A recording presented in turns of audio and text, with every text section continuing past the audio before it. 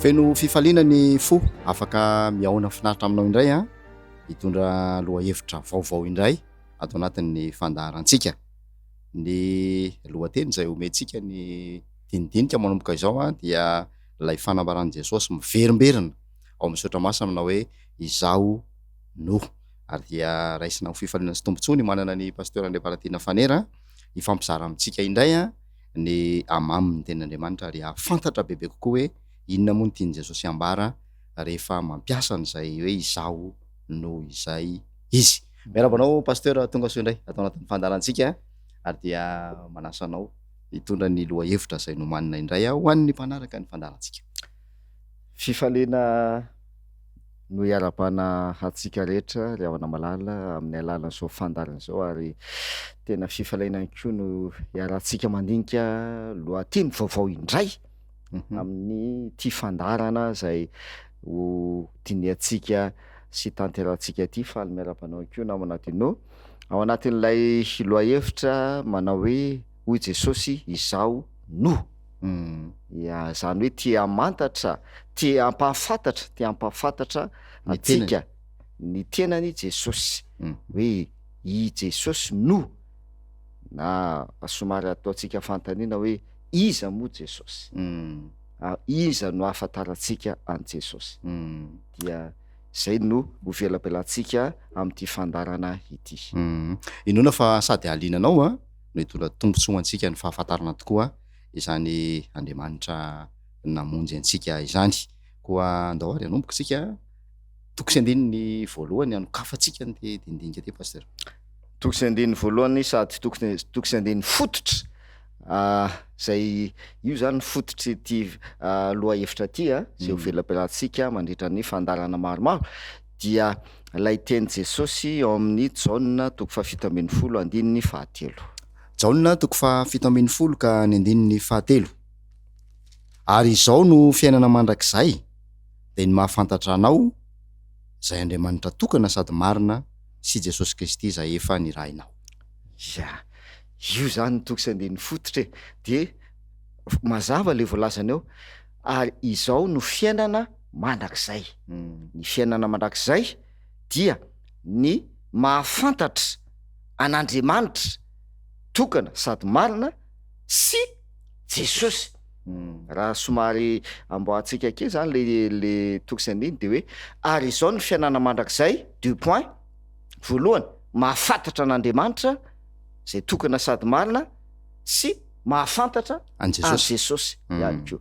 Misy hevitra tiana avoaka sady ao anatin'izay toko sy andiny izay. Ny raisiny hoe navany, tsy hoe navana moa zany fa no amafisiny ao amin'le toko sy andinina manadinao le hoe mahafantatra an'Andriamanitra sy Jesosy. Mahagaga tsy ny tena izy hoe ary izao ny fiainana mandrakizay dia ny mahafantatra an Jesosy, satria aty amin'ny testamenta vaovao misy atsika amin'ny Jaona fa namafisiny le hoe ny fiainana mandrakizay dia mahafantatra an'Andriamanitra sy Jesosy. Tian'olona zaina amin'izay dia manomboka hatrany amin'ny testamenta taloha dia mipetraka ary mitombona mandrakariva io teny io hoe ny fiainana mandrakizay dia ny mahafantatra fahafantarana an'Andriamanitra hatrany am-piandohana ka hatrany amin'ny fiafarana aty aoriana rehefa tonga tetỳ an-tany ihany koa Jesosy Kristy. Tena zava-dehibe mihitsy izay atao hoe savaranonandro izay, satria anokatra ny saintsika sy anampy antsika hamadibadika ny tenin'Andriamanitra zany, satria ny fanambaranan'i Jesosy dia tsy hoe manomboka teo amin'ny nahaterahany fa efa hatrany amin'ny fiandohana dia efa nandray anjara tamin'izany rehetra izany i Jesosy. Ndao ary toy antsika ny dindinika pasteur. Ina azy raha voapasantsika zany le lohahevitra hoe hoy Jesosy izaho no, tia ampahafantatra ny tenany amintsika Jesosy Kristy. Ary ny fiainana mandrakizay araka ny voalaza teo dia ny fahafantarana an'Andriamanitra sy Jesosy. Ndao jerevantsika ny mifanohitra kely amin'izay ary hoe mitondra inona eo amin'ny olona ny tsy fahafantarana an'Andriamanitra. Ao amin'ny Hosea 4:4 dia tena milaza mivantana mihitsy Andriamanitra hoe inona ny zavatra miseho rehefa tsy mahafantatra na tsy mahalala, tsy manana fahalalana, zay le izy, tsy manana fahalalana an'Andriamanitra ny olona. Hosea 4:9 aringana ny oloko noho ny tsy fisian'ny fahalalana, satria ianao efa nandaha ny fahalalana de mba ho lavika kosa tsy ho mpisoroko intsony, ary efa nanadino ny lalàn'Andriamanitra ianao ka de mba ho adinoko kosa ny zanakao. Eto zany tena Andriamanitra de mazava be osy Andriamanitra hoe ringana ny oloko noho ny Tsy fisian'ny tsy fisian'ny fahalalana. No tsy fisian'ny fahalalana dia ringana ny oloko. Tena marina io namana teno. Ny olona anankiray rehefa tsy ao anatiny ny fahalalana an'Andriamanitra sy ny hoe fahafantarana an'Andriamanitra de tena misy fiantraikany amin'ny fiainan'ny olona izany. Zay mahatonga na ny tsika malagasy ary moa manana zay fomba fiteny zay hoe azan'ny lohasaha mangina no jerena ozy izy fa Andriamanitra ao tapoloha. Dikan'izay zany de hoe aza dino fa misy anie le Andriamanitra ao ambony ao de ianao mila mahalala sy mahafantatra fa misy le Andriamanitra ao ambony ao. Ka ny tsy fisian'izay fahalalana sy ny fahafantarana an'Andriamanitra zay de ohatra zany zay de teraka zavatra mahasamihafa amin'ny fiainana. Ny olona anankiray zany rehefa tsy manana zay fahalalana an'Andriamanitra zay dia misy fiantraikany amin'ny fiainana le izy. Aka ohatra anankiray tsika any amin'ny Exodosy, Exodosy 5:2 zay no raisika voalohany indrindra mahakasika ny Farao izy io. Exodosy 5:2 dia zao ny voalaza: fa hoy Farao, iza moa Jehova no ekeko teny andefasako ny Israely? Tsy fantatro zay Jehova ka tsy alefako ny Israely. Hitanao io io zao tena mana-porofo ary manamarina lay tenany amin'ny Hosea 4:4 hoe ringana ny oloko hoy Jehova, ringana ny oloko no ny tsy fisian'ny fahalalana. Eto zao dia Farao no tsy mahalala, Farao no tsy mahafantatra hoe iza moa Jehova, de vokatra zay tsy fahafantaran'ny Farao an' Jehova zay de ringana ny olona, ny zanak'Israely ringana hoe iza moa Jehova, tsy fantatro zay Jehova. Jehova naniraka amin'ny Mose sy Arona mba hiteny amin'ny Farao hoe zao ny lazainy Jehova Andriamanitry ny Israely. Ao amin'ny 1:1 izy miteny an'izay hoe ary rehefa afaka zany Mose sy Arona dia nakao amin'ny Farao ka niteny taminy hoe izao no lazainy Jehova Andriamanitry ny Israely, alefaso ny oloko mba hanao andro firahavarivona ho ahy any anefitra. Alefaso ny oloko hoy Jehova. De hozy izy Farao, iza moa Jehova? Tsy fantatro hoe Jehova, de tsy alefako izy. Noho ny tsy fahafantaran'ny Farao an' Jehova, ringana le vahoaka. Tsy afaka zany raha zay le tsy amin'ny endriny hafa le hoe ringana, tsy afaka atao amin'ny fanandevozana noho ny tsy fahafantaran'ny Farao an'Andriamanitra.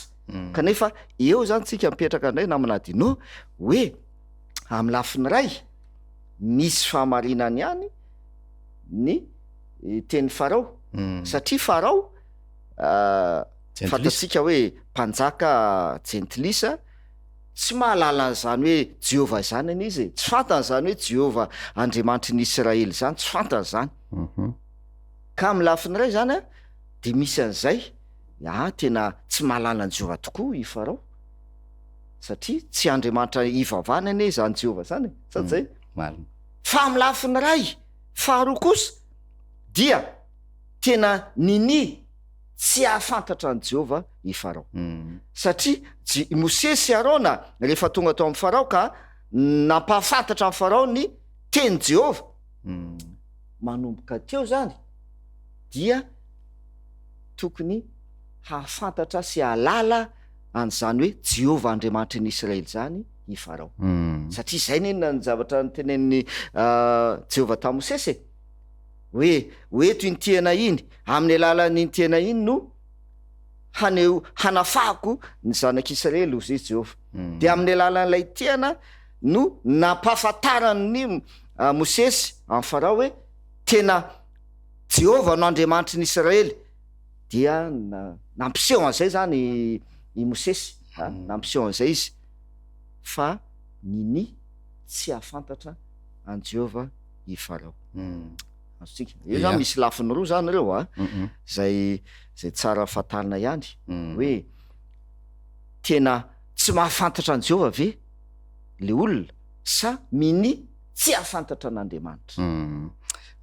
Eo de efa mahita asana mitombony ty eritreritro ty pasteur mahita hiraka sady ho an'le zanak'Israely ampahafantatra ny Jehovah n'le firenena Egyptiana sy Farao mikasika an'le fitiavany sy ny famindram-pony sy ny fisian'le Jehovah Andriamanitra amin'ny mampamorona azy, amin'ny mahatompo, amin'ny mahandriamanitra tokana azy. Marina zay voalazanao zay hoe anisan'ny hiraka na mission izy tsika na hoe andraikitra zay nipetraka tamin'ny zanak'Israely to Egypta anie dia ny ampahafantatra an'ilay Jehovah le Andriamanitra zay nivavahan'izy ireo. Aza ty ny tompoko fa tsy hoe nakany Egypta izy ireo hanolo tena ho andevo, tsy zay le tantara fa nifindra nipetraka tao Egypta ny taranaka Jakoba no ny toe-javatra niseho mosary sy ny sisa fa mbola tsy andevo zareo tamin'izay fotoana zay.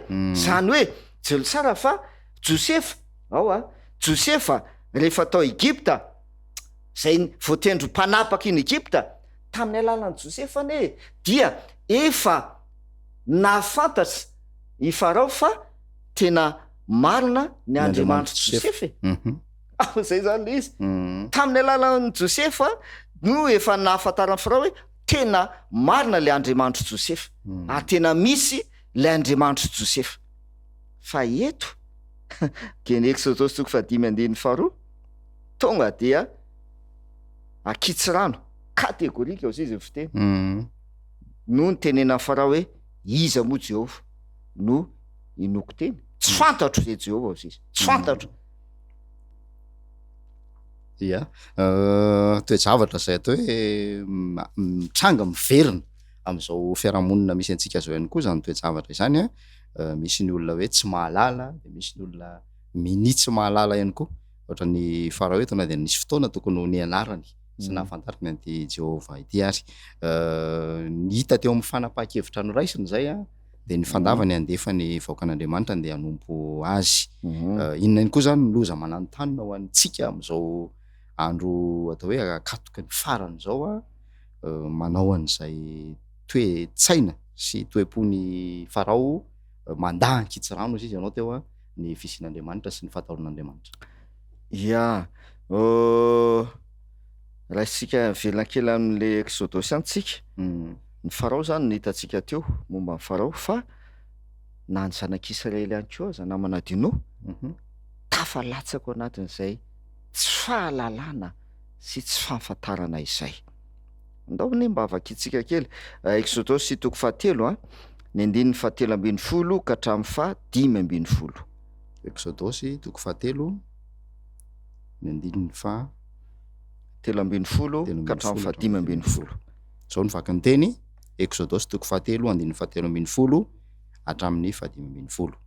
Ary hoy Mosesy tamin'Andriamanitra, indro rehefa tonga any amin'ny zanak'Israely ka manao aminy hoe Andriamanitra ny razanareo nefa naniraka ao aty aminareo ary anao amiko hoe kosa izy iza moa no anarany de ahoana no avaliko azy. Ary Andriamanitra tamin'ny Mosesy, izao zay izy hatrizay ka ho mandrakizay ary koa izy izao no lazainao amin'ny zanak'Israely zao zay izy no efa naniraka ao aty aminareo. Ary io koa Andriamanitra tamin'ny Mosesy, izao no lazainao amin'ny zanak'Israely, Jehovah Andriamanitra ny razanareo dia Andriamanitra Abrahama sy Andriamanitra Isaka sy Andriamanitra Jakoba no efa naniraka ao aty aminareo. Izany no anarako mandrakizay ary zany no atserovanay hatramin'ny taranaka faramandimby. Mahafinaritra. Hitanao eto fa salasala i Mosesy hoe raha ho any amin'ny zanak'Israely aho izy aza diny fa Mosesy efa nonona 70 taona tao Egypta niaraka tamin'ireo zanak'Israely ireo anie. Fantatry Mosesy tsara anie ireo zanak'Israely ireo tao Egypte, avy izy nandositra nakany anefitra. De tany anefitra izy 7 taona, de avy eo navierin'Andriamanitra am'izay izy hanafaka ny zanak'Israely ao Egypta am'izay fotoana izay. Fantatry Mosesy tsara zany ny zanak'Israely, fantany tsara le zanak'Israely ao Egypta io a. De mahaliana be le ten'Andriamanitra, fa mbola niteny taminany Jehovah Mosesy hoe raha andeha hoany rehefa hoany tonga any amin'ny zanak'Israely aho izy anontany ary zareo ka manao aminy hoe ka ilaza am'zareo hoe ny Andriamanitra nirazanareo no nanerakay ho aty aminareo. Satria fantatry Mosesy anie ireo zanak'Israely ireo fa mino an'Andriamanitra sisy dia fa le toin'le izy de zao ny toin'le izy ary hanao amiko hoe kosa izy le zanak'Israely ndray zany no anontany Mosesy, hanao amiko hoe kosa izy iza moa no anarany. De inona Mosesy no avaliko azy otra hafahafa le toejavatra. Le fantanian'i Mosesy zany a otra milaza hoe tsy mahafantatra ny Jehovah ny zanak'Israely anie. Tsy mahafantatra intsony any Jehovah le zanak'Israely. Nanadino zay nanadino an Jehovah le zanak'Israely. Matoa Mosesy nametraka an'io hoe raha manontany amiko izy hoe iza ny anarany, nefa tsy tokony izy zay fantany zay tsy tokony tombona zany le fantany, satria efa fantatry izy zanak'Israely anie le Jehovah Andriamanitra Abrahama sy Isaka Jakobe, satria izy anie taranaky Jakobe zay nanompo an'ilay Jehovah Andriamanitra de tsy tokony hipetraka zany io fantaniana io hoe raha antany izy hoe iza ny anarany, tsy tokony hipetraka. Raha i Farao no nametraka an'izay fantany zay de ara-dalàna. Fa eto ny zanak'Israely no mametraka le fantany ary tena marina le izy le namanadinao. Fa tena tsy nino any Mosesy anie ny zanak'Israely hoe tena Jehovah ve naniraka anao, tena mampieritreritra. Kanefa zanak'Israely zay taranaky Abrahama, taranaky Isaka, taranaky Jakoba zay nahafantatra tsara, satria i Abrahama, Isaka, Jakoba dia nampita tamin'ny taranany zay hoe taranaka faramandimby, izany ozy izy no anarako atsarovanay hatramin'ny taranaka faramandimby. Zay le ny farany 120 ozy Jehovah, izany no atsarovanay. I Abrahama sy Isaka sy Jakoba nampita ary nampahafantatra ny zanany sy ny taranany an'ilay Jehovah Andriamanitra. Fa rehefa tao Egypta nadino zareo hoe iza kay le Jehovah. De rehefa tonga Mosesy ilaza hoe izao no lazainy Jehovah Andriamanitra Abrahama sy Isaka sy Jakoba sisa de nanontany Mosesy de Jehovah iza moa zany? Ohatr'izay zany le zavatra niseho. Ka miteny anao teo hoe am'izao andro iainantsika zao zany zavatra niseho zany, tantara voasoratra amin'ny Baiboly fa nosoratana zay ho antsika am'izao andro iainantsika zao ihany koa. Fa na dia kristiana aza zany dia mety ametraka an'io fantaniana io tahaka ny zanak'Israely. Fa iza moa Jehovah? Fa iza ke zany Jehovah zany? Manadino ny an'Andriamanitra, manadino ny fahalalana an'Andriamanitra sy ny fahafantarana an'Andriamanitra. Ary eo namanadinao no mampitombona n'ilay teny Jesosy hoe mahadiso hevitra anareo ny tsy fahafantarana nareo, ny soratra masina. Mahadiso hevitra ny tsy fahafantarana dia miteraka fandringana moa zany araka amin'ny voateny Isaia eo amin'ny vahoakan'Andriamanitra. Mahafinaritra le fizohin-kevitra miainga avy any amin'ny tantarany zanak'Israely Mosesy Farao de miampita aty amin'ny taranaka misy antsika. Ny ainan'io toezavatra io koa Jesosy rehefa teto an-tany manoloana n'zany fiaikana lehibe zany hoe fa iza moa tsy finoana zany no tao ambadika le izy akoatran'ny tsy fahafantarana zay nizingiziny Jesosy mihitsy hoe tsy fahafantarana soratra masina nge ny tena olany satria ny testamenta taloha de efa nanoratra mikasika an'ity Jesosy ity na ny fotoana hatongavany na ny iraka nampanaovina azy ny zavatra andalova nitondra famonjena ho an'ilay taranak'Israely zay efa nandrasany nanomboka tany amin'ny Adama sy Eva no efa niandrandra azy i Abrahama nambarany hoe ravoravo i Abrahama nahita ny androko ireo taranaka rehetra zay teo aloha de efa niandro fantatra an'io Jesosy io na aminany ny amin'ny mpaminany rehetra rehefa tonga nefa izy de niverina le fanontaniany Farao ya iza moa ao amin'ny Matteo 2:20 no vakitsika tena mampieritreritra mihitsy le diajaona amseho tena mitovy mihitsy Matteo 2:20 ny 7:20 ka hatramin'ny 9:20 ny 7:20 ka hatramin'ny 9:20 zao ny vakinteny Matteo 2:20 7:20 hatramin'ny 9:20 ary rehefa tonga tany amin'ny faritanin'ny Kaisaria Filipo Jesosy dia nanontany ny mpianany izy ka nanao hoe ataony olona ho iza moa ny zanak'olona de hoy ireo hoy ny sasany Jaona mpanao batisa ary hoy ny sasany Elia ary hoy ny sasany Jeremia na ny anankiray amin'ny mpaminany ary hoy Jesosy taminy fa ianareo kosa manao aho ho iza ary namaly Simona Petera ka nanao hoe ianao ny Kristy zanak'Andriamanitra velona Jesosy anefa efa niasa tamin'ny fotoana io fa nanao zavatra maro nampahafantatra ny olona hoe iza kay Jesosy tamin'ny fomba maro samihafa fa eto dia tena tia azo antoka tsara Jesosy hoe am'le mpianana zany hoe tena fantatrareo ve za tena fantatrareo ve za fantatrareo marina ve zany tenako zay le izy de izy Jesosy hoe ataonareo iza ozy izy ny zanak'olona iza no afantaranareo azy ny olona sasany zo izy manao milaza hoe Jaona mpanao batisa maka nefa Jaona ne hitan'ny olona tamin'izany fotoana zany niara-belona tamin'i Jesosy niara-belona tamin'i Jesosy ny sasany indray izy manao hoe Elia mahagaga koa zany Elia ne efa tany amin'ny testamenta taloha efa 100 taona maro talohan'i Jesosy efa lasa nakarina tamin'ny kalesiafo ya ary sasany indray manao hoe anankiray amin'ny mpaminany io moa zany tsy voafaritra fa raisika fotsiny hoe mpaminany zay zany mba ahafantaran'ny olona an' Jesosy hoe mpaminany Jeremia voalaza eto misy mpaminany tonga indray avy eo Jesosy nanontany mpianany amin'izay ary ianareo kosa manao aho iza ianareo zay zany le fanontaniana ary zay mahatonga antsika mandinika an'ity lohahevitra ty naminatinao am'izao andro enantsika zao tompoko iza no ahafantarantsika an' Jesosy zay izy iza